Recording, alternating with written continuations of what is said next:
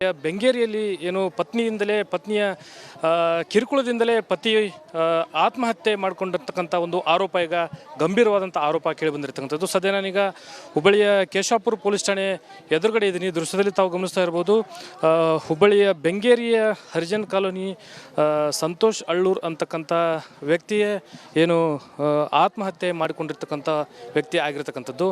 ಇನ್ನು ಪ್ರಮುಖವಾಗಿ ಆತನ ಪತ್ನಿ ಲಲಿತಾ ಏನಿದ್ದಾಳೆ, ಆಕೆಯ ಕಿರುಕುಳದಿಂದಲೇ ಪತಿ ಸಂತೋಷ್ ಆತ್ಮಹತ್ಯೆ ಮಾಡಿಕೊಂಡಿದ್ದಾನೆ ಅಂತಕ್ಕಂಥ ಗಂಭೀರವಾದಂಥ ಆರೋಪ ಇಲ್ಲಿ ಅವರ ಕುಟುಂಬಸ್ಥರು ಅಂದರೆ ಮೃತನ ಕುಟುಂಬಸ್ಥರಿಂದ ಕೇಳಿ ಬಂದಿರತಕ್ಕಂಥದ್ದು. ಕಳೆದ 18 ವರ್ಷಗಳ ಹಿಂದೆ ಪ್ರೀತಿಸಿ ಇಬ್ಬರು ಕೂಡ ಮದುವೆ ಆಗಿದ್ದರು. ಆದರೆ ತದನಂತರಗಳಲ್ಲಿ ಇತ್ತೀಚಿನ ದಿನಗಳಲ್ಲಿ ಕಳೆದ 2-3 ವರ್ಷಗಳಿಂದ ಅವರ ನಡುವೆ ಕೆಲವೊಂದಿಷ್ಟು ವಿಚಾರವಾಗಿ ಏನು ಜಗಳ ಮತ್ತು ಕಲಹ ಆರಂಭ ಆಗಿತ್ತು. ಪತ್ನಿ ಮತ್ತು ಮಕ್ಕಳ ಒಂದು ಕಿರುಕುಳದಿಂದಾಗೆ ಸಂತೋಷ್ ಆತ್ಮಹತ್ಯೆ ಮಾಡಿಕೊಂಡಿದ್ದಾನೆ ಅಂತಕ್ಕಂಥ ಒಂದು ಗಂಭೀರವಾದಂಥ ಆರೋಪ ಕೇಳಿಬಂದಿರ್ತಕ್ಕಂಥದ್ದು. ಇನ್ನು ಪತ್ನಿ ಮತ್ತು ಆತನ ಮಕ್ಕಳು ಅದೇ ರೀತಿ ಮಹಿಳಾ ಪೊಲೀಸ್ ಠಾಣೆಯ ಪೊಲೀಸರ ಒಂದು ನಿರಂತರ ಕಿರುಕುಳದಿಂದಾಗಿ ಮನೆಯಲ್ಲಿ ನೇಣು ಬಿಗಿದು ಆತ್ಮಹತ್ಯೆ ಮಾಡಿಕೊಂಡಿದ್ದಾನೆ ಅಂತಕ್ಕಂಥ ಗಂಭೀರವಾದಂಥ ಆರೋಪವನ್ನು ಅವರ ಕುಟುಂಬಸ್ಥರು ಈಗ ಮಾಡ್ತಿರುವಂಥದ್ದು.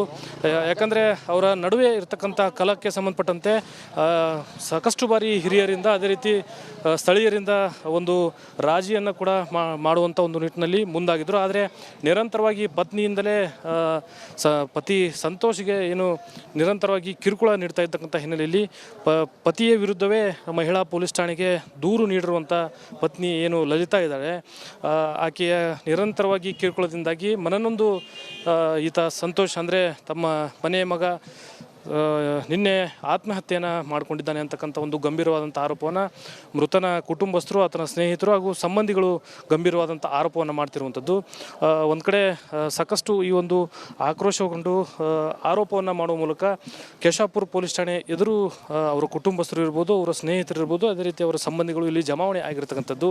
ಒಂದು ಕಡೆ ಪತ್ನಿ ಲಲಿತಾ ಏನಿದ್ದಾಳೆ, ಲಲಿತಾ ಮತ್ತು ಮಕ್ಕಳು ಸೇರಿದಂತೆ ಮಹಿಳಾ ಪೊಲೀಸ್ ಠಾಣೆಯ ಪೊಲೀಸರು ಈ ಒಂದು ಆತ್ಮಹತ್ಯೆಗೆ ಅವರು ನೇರವಾಗಿ ಕಾರಣ ಆಗಿದ್ದಾರೆ ಅಂತಕ್ಕಂಥ ಆರೋಪವನ್ನು ಮಾಡುವ ಮೂಲಕ ಅವರ ಪತ್ನಿಯನ್ನು ಕೂಡಲೇ ಬಂಧನ ಮಾಡಬೇಕು, ಮಕ್ಕಳ ಮೇಲೆ ಕ್ರಮ ಕೈಗೊಳ್ಳಬೇಕು, ಅದರ ಜೊತೆಗೆ ಪೊಲೀಸರು ಏನಿದ್ದಾರೆ ಮಹಿಳಾ ಠಾಣೆಯ ಪೊಲೀಸರ ವಿರುದ್ಧವೂ ಕೂಡ ಸೂಕ್ತವಾದಂಥ ಕಾನೂನು ಕ್ರಮವನ್ನು ಕೈಗೊಳ್ಳಬೇಕು ಅಂತಕ್ಕಂಥ ಒಂದು ಆಗ್ರಹವನ್ನು ಇಲ್ಲಿ ಅವರ ಕುಟುಂಬಸ್ಥರು, ಅವರ ಸಹೋದರಿ ಇರ್ಬೋದು, ಅವರ ಸಹೋದರ ಅಂದರೆ ಮೃತನ ಸಹೋದರಿ ಮತ್ತು ಸಹೋದರ ಇರ್ಬೋದು, ಅವರ ಕುಟುಂಬಸ್ಥರು ಇಲ್ಲಿ ಆಗ್ರಹವನ್ನು ವ್ಯಕ್ತಪಡಿಸ್ತಾ ಇರುವಂಥದ್ದು.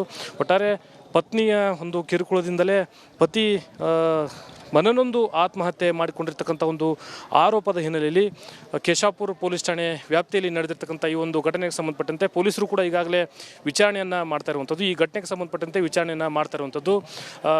ಸಮಗ್ರವಾದಂಥ ಒಂದು ತನಿಖೆಯ ನಂತರವೇ ಸತ್ಯಾಸತ್ಯತೆ ಏನು ಹೊರಬೀಳುವಂಥ ಒಂದು ಸಾಧ್ಯತೆ ಇರುವಂಥದ್ದು.